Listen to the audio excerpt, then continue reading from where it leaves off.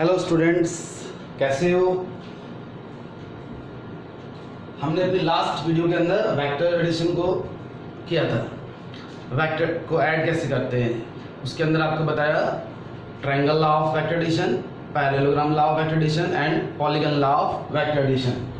आज हम इस वीडियो के अंदर स्टार्टिंग कर रहे हैं अपनी प्रॉपर्टीज ऑफ वेक्टर से। वेक्टर से कुछ इंपॉर्टेंट प्रॉपर्टीज भी होती है। Properties of vector, first property है vector addition is commutative. Vector addition is commutative. Commutative का मीनिंग क्या है यहाँ कि vector A plus vector B is equal to vector B plus vector A. 3 + 4 is equal to 4 + 3। Scalar में तो होता है 4 में 3 ऐड करो या 3 के अंदर 4 ऐड करो। क्या वेक्टर्स में भी ऐसा होता है? इसी प्रॉपर्टी को बोलते हैं हम वेक्टर एडिशन इज कम्यूटेटिव। अब इसको प्रूव करना पड़ेगा।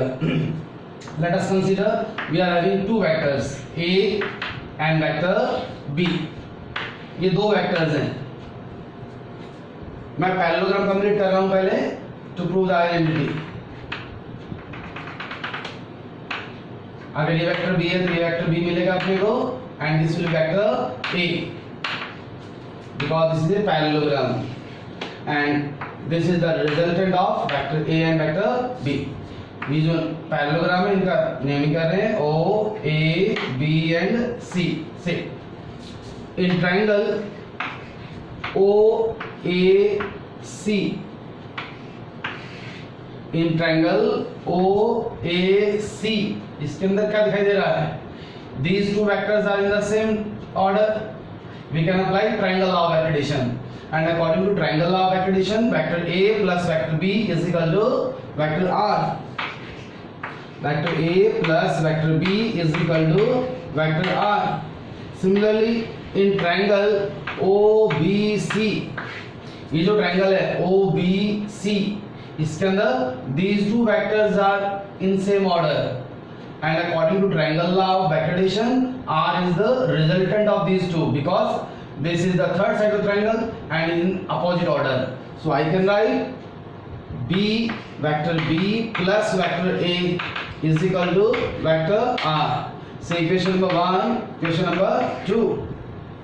जब दोनों इक्वेशंस के राइट हैंड साइड्स इक्वल हैं तो लेफ्ट हैंड साइड भी इक्वल होंगे। From 1 and 2 a plus b is equal to vector b plus vector a। Hence proof। तो इसे प्रूव होता है कि vector addition is commutative. Second property यहां मैंने लिखी है vector addition is associative. What is the meaning of associative? More than two vectors, meaning vector a plus vector b plus vector c is equal to vector a plus vector b plus vector c। इसका meaning ये होता है कि आप पहले a और b को add कर दो, फिर जो आएगा उसमें c ऐड कर देना वेक्टर को, या पहले b और c को ऐड कर लो फिर a के अंदर जो आया था उसको ऐड कर दो। स्केलर्स के अंदर तो दोनों सेम है लेकिन वेक्टर्स में भी ऐसा होता है और इसी प्रॉपर्टी को नाम देते हैं एसोसिएटिव प्रॉपर्टी। अब ये प्रूव करना है। 3 वेक्टर्स है हमारे पास, कोई भी 3 वेक्टर ड्रा कर लो। से a b एंड c। ये वेक्टर a लिया मैंने, ये वेक्टर b और ये वेक्टर c। ठीक है, ये लेफ्ट हैंड साइड से स्टार्ट होते हैं। पहले वेक्टर a के अंदर वेक्टर b को ऐड करना है। देखो a and b are in the same order according to triangle law of vector addition. Say this is r1. r1 is the resultant of a and b. I can write r1 plus c. अब r1 के अंदर c vector को add करना है।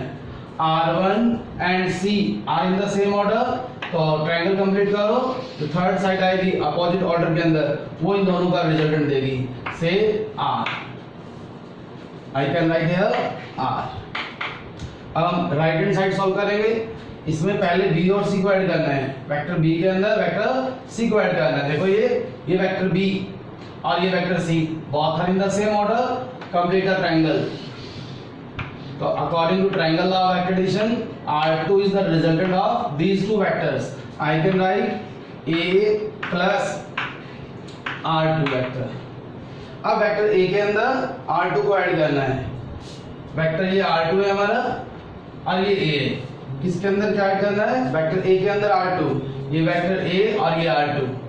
तो यहाँ तो triangle complete हो गई। इन दोनों का resultant third side, this one R, so I can write R। और यहाँ से देखते हैं ये दो इक्वल है, hence these two are also equal, hence this proves the associative property of vector addition। तो लास्ट लेक्चर से, लास्ट वीडियो से हम लोग वेक्टर्स को स्टडी कर रहे हैं, उनको ऐड करना सीखा और उनकी प्रॉपर्टीज को स्टडी किया। आप जो टॉपिक ले रहे हैं हम, resolution of vector.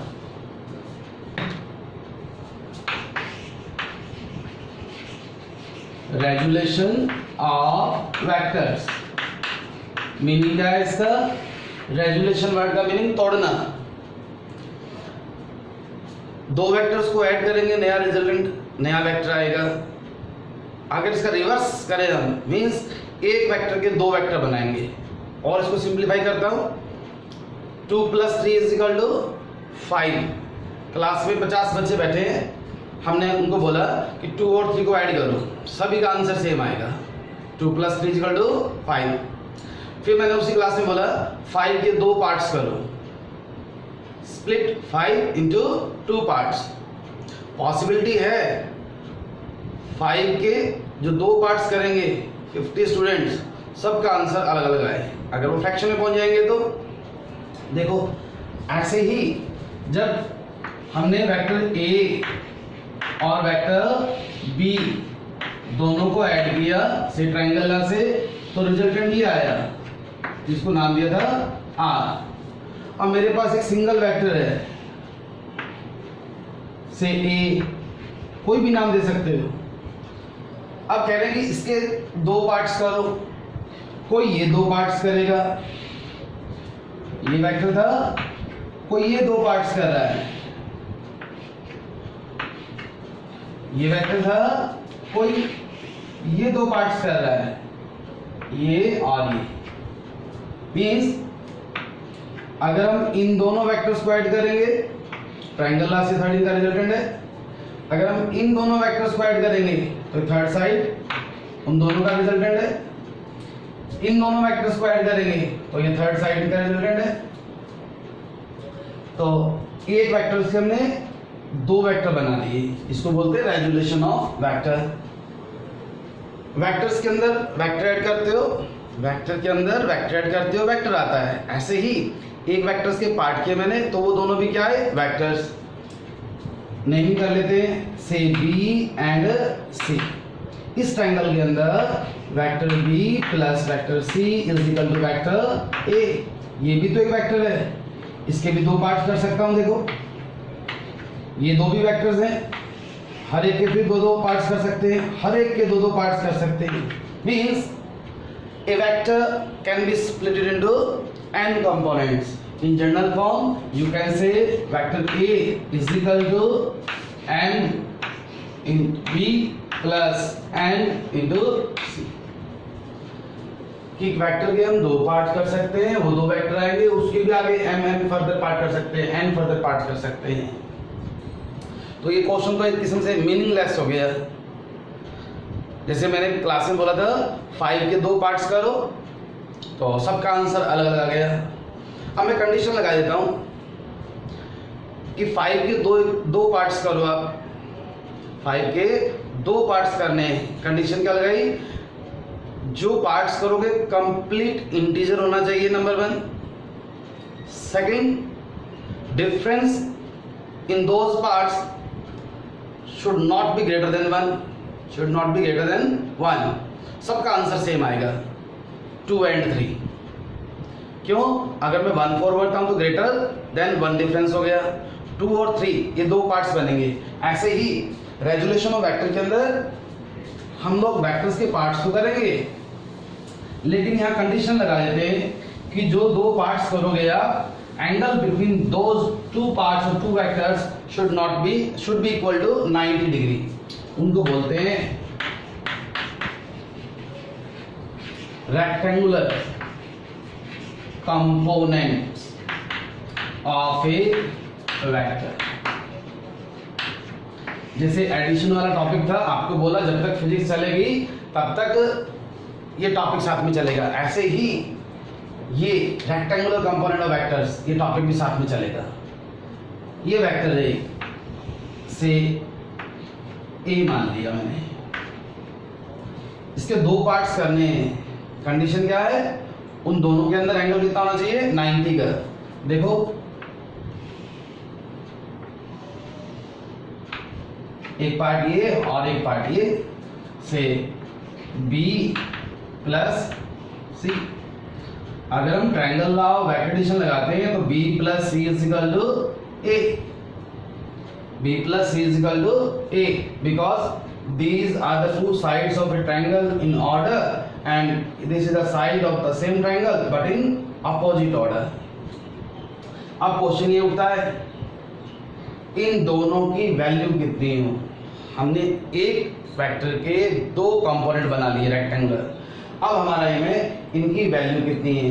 Let this vector A is making an angle theta with this one। इसको जनरलाइज कर लिया हम लोग कोऑर्डिनेट सिस्टम की हेल्प लेके।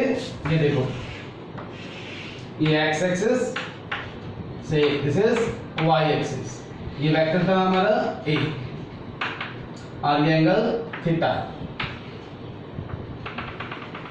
एक कंपोनेंट ये और एक कंपोनेंट ये। जो एक्स डायरेक्शन में है उसको नाम दे दिया मैंने A X, means vector A का कंपोनेंट है लेकिन एक्स डायरेक्शन में, and this one A Y. Vector A का कंपोनेंट है लेकिन वाई डायरेक्शन में। तो ये ए एक्स और ये ए वाई मालूम क्या अपने को, A and theta. Now our aim is to find the magnitude of A X and A Y. Simple trigonometry use करेंगे। ये बेस होता है ना, पंडित बद्री प्रसाद हर हर बोले, बेस एंड हाइपोटेन्यूज दोनों किस में आते हैं, कॉस में आते हैं। Cos theta is equal to base over hypotenuse. तो यहां से ए एक्स कितना आ गया, A cos theta. A Y की वैल्यू निकालनी है एक ही टर्म में। ये परपेंडिकुलर और ये हाइपोटेन्यूज दोनों किस में आते हैं, साइन थीटा में। Sine theta is equal to perpendicular A Y over hypotenuse. तो यहां से ए वाई कितना आ गया, A Y is equal to A sine theta. Means एक वेक्टर के दो रेक्टेंगुलर कंपोनेंट करने हैं। अगर वेक्टर है ए तो उसके दो कंपोनेंट कौन से आएंगे, A cos theta and A sine theta. अगर वेक्टर है एफ तो दो कंपोनेंट कौन से, F cos theta F sine theta. अगर वेक्टर है मेरा एम जी तो कंपोनेंट कौन से, M G cos theta and M G sine theta. इसमें कोई प्रॉब्लम। अब यहाँ एक और रट्टा लगा लेते हैं कि नीचे वाला तो था जी ए कॉस थीटा और ऊपर वाला ए साइन थीटा। ये पैरेललोग्राम कंप्लीट करो ना आपको, तो ये एक ही बात है, ये भी ए वाई है तो ये भी ए वाई। तो याद क्या रखना है, जहाँ थीटा होता है उसके साथ वाला कॉस थीटा होता है, ये ए कॉस थीटा और ये ए साइन थीटा। जैसे ये 4 से f, इसके दो कंपोनेंट करने हैं, एक ये और एक ये। रेक्टेंगुलर कंपोनेंट हो गए क्योंकि दोनों में एंगल 90 का। अगर मैं यहाँ थीटा शो करता हूँ तो ये बनेगा f cos थीटा और ये f sin थीटा। अगर ये थीटा यहाँ शो करता नीचे की तरफ तो ये f cos थीटा और ये f sin थीटा। कोई प्रॉब्लम। अब मैंने कहा 5 के दो पार्ट्स करो, कर दिए 2 and 3। जैसे यहाँ आया a cos theta and a sin theta. फिर बोला मैंने 2 और 3 को ऐड करो, आंसर तो वही आना चाहिए। अब कौन सा, 5। तो यहाँ आपको बोल रहा हूँ a के दो पार्ट्स किए, एक आया a cos थीटा, एक आया a sin थीटा। इन दोनों को ऐड करो, 99% श्योर गलत करोगे। a cos theta a sin theta को ऐड करना है, कैसे ऐड करोगे, और ऐड करने के बाद क्या आना चाहिए, a। आप सिंपल लिखोगे कॉपी के अंदर अभी a sin theta plus a cos theta is equal to a। कैसे बनेगा? a कॉमन ले लोगे, sin theta plus cos theta is not equal to 1। गलती कहाँ कर रहे हैं हम? ये ध्यान नहीं दिया आपने किस चीज का कि ये वेक्टर्स हैं, तो मैग्नीट्यूड है वेक्टर्स का, डायरेक्शन यहाँ है। दो वेक्टर्स को ऐड करना हो तो रिजल्टेंट निकालने का फार्मूला क्या होता है? दो वेक्टर्स को ऐड करना हो तो रिजल्टेंट निकालने का फार्मूला क्या होता है? a square plus b square plus 2ab cos theta under the root. और जब दो वेक्टर्स में 90 का एंगल हो तो रिजल्टेंट का फार्मूला होता है a square plus b square under the root. हमारे पास भी यहाँ दो वेक्टर्स हैं, एक का मैग्नीट्यूड है ax और दूसरे का मैग्नीट्यूड है ay। तो इस फार्मूले से ऐड करोगे यार, इनकी वैल्यू पुट करो। ax कितना आया था? a cos थीटा, तो a square cos square theta, ay कितना था? a sin थीटा, तो a square sin square theta under the root. यहाँ a स्क्वायर कॉमन ले लिया, ब्रैकेट के अंदर sin square theta plus cos square theta under the root. ये equal to 1, square root cancel हो गया, क्या मिल गया? a। तो ये चेक भी हो गया कि हमने जो एक वेक्टर के दो कंपोनेंट किए थे, अगर उनको ऐड करते तो वापस अपने को वही रिजल्ट मिलेगा। तो याद रखना है हमेशा, एक वेक्टर के दो rectangular component, a cos theta and a sin theta. cos theta कौन सा? थीटा के साथ वाला लेना है हमेशा। This was all about resolution of vectors. तो हमने दो वेक्टर्स को ऐड करना सीख लिया, दो से ज्यादा तो भी ऐड कर सकते हैं, और एक वेक्टर को स्प्लिट करना वो भी सीख लिया। अब सिंपल इसके एप्लीकेशन लेते हैं। किसी दुकान पे जाते हो, ग्लास के डोर्स लगे हुए हैं, शॉप पे जाते हो, कई जगह लिखा होता है पुश और कई जगह लिखा होता है पुल। पुश और पुल क्या मीनिंग होता है? पुश का मतलब होता है धकेलना, दरवाजे को अंदर की तरफ धक्का दो तब खुलेगा। पुल का मतलब खींचो बाहर की तरफ तब दरवाजा खुलेगा। Push and pull. यहाँ क्वेश्चन है which one is easier, push और pull. Which one is easier, push और पुल, एंड वाई, दोनों में से कौन सा काम आसान है? यहाँ एक चेयर रखी है, उसको दूर तक लेके जाना है, दो तरीके, धक्का मार के ले जाऊंगा तो भी जाएगी आगे, और इधर आगे खींच के लेके जाऊंगा तो भी जाएगी। दोनों में से कम फोर्स कहाँ लगाना पड़ेगा उसको देखते हैं। यहाँ पर स्कूल एग्जाम में मोस्ट इंपॉर्टेंट क्वेश्चन बन जाता है 1 और 2 मार्क्स के अंदर। Explain which one is easier. तो मैंने एक बॉडी ले ली, से ऑफ मास एंड पुश के अंदर धकेल रहे हैं, फोर्स लगा रहे हैं, पुल खींच रहे हैं इसको, एफ फोर्स। हमारा एम तो यही है, which one is easier, push करो या पुल करो, weight of the body always acts vertically downward. ये mg नीचे की तरफ गया हमेशा। यहाँ फोर्स से acting at an angle theta, similarly acting at an angle theta. अभी जो हमने टॉपिक सीखा उसकी एप्लीकेशन ले रहा हूं, तो इस फोर्स को रिजॉल्व करेंगे। फोर्स की डायरेक्शन क्या है, लाइन ऑफ एक्शन ये थीटा, तो ये भी थीटा बनेगा।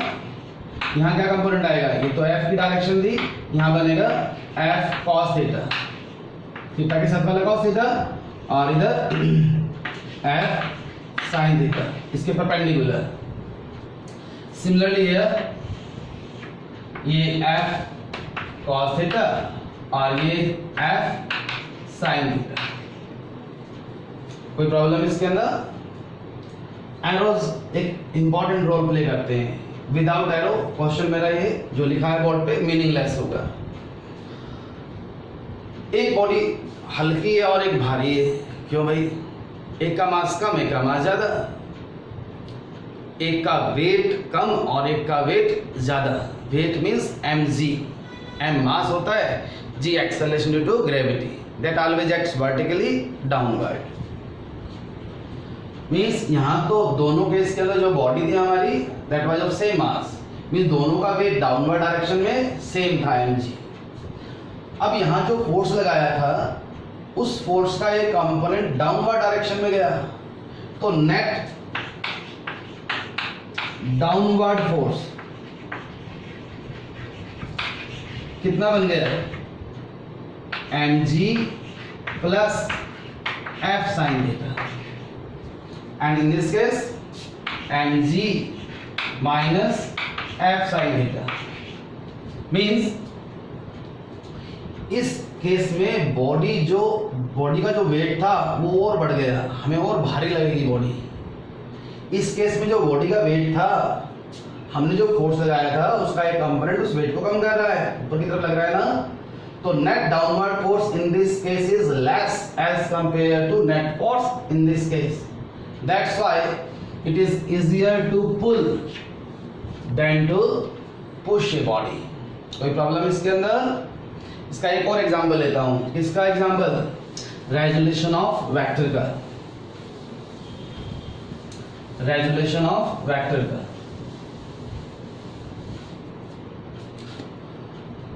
ये सपोज अर्थ, हम लोग चलते हैं ना, ध्यान से देखना, चलते हैं तो जमीन से कुछ पैर अपना ऊपर की तरफ उठाते हैं, ऐसे जाते हैं। जब पैर अपने ऊपर की तरफ उठाया हमने तो हमारा मोशन ऊपर की तरफ क्यों नहीं होता, मतलब इस डायरेक्शन में क्यों नहीं जा रहे, जाते तो इस डायरेक्शन में। सेकंड चीज, कई बहुत तेज चलते हैं, भागने की बात नहीं कर रहा, कई बहुत फास्ट चलते हैं और कोई बहुत स्लो चलते हैं। कहते हैं महात्मा गांधी इतनी तेज चलते थे कि साथ में चलने के लिए उनके साथ वालों को भागना पड़ता था। आप कहीं पार्क में या रोड पे कहीं कोने बैठ जाओ जहाँ से लोग आते आते हो, नोट करना क्या, किसी की स्पीड, कोई कम स्पीड चल रहा है और कोई ज़्यादा स्पीड चल रहा है। ऐसा क्यों? नोट क्या करोगे यार, जब अपना पैर ऊपर की तरफ उठाते हैं, यहाँ एक एंगल बनता है से थीटा, एफ फोर्स लगाया हमने हॉरिजॉन्टल के साथ थीटा एंगल पे। इस एफ को रिजॉल्व करता हूं मैं, ये कितना आएगा एफ कॉस थीटा और ये कितना आएगा एफ साइन थीटा। तो कहते हैं F cos theta helps the man to move in forward direction, आगे की तरफ मूव करने में हेल्प करता है। And F sine theta helps the man to balance his body, body को बैलेंस करने में काम आता है। एक थीटा इज इक्वल टू 0, एक थीटा इज इक्वल टू 0 क्या होगा? अगर थीटा 0 होगा तो जैसे घिसरा के पैर चलते हैं, उस केस में स्पीड तो बहुत ज्यादा हो जाएगी, क्योंकि cos 0 कितना होता है 1, सारा का सारा फोर्स हमारा आगे की तरफ मूव करने में हेल्प करेगा।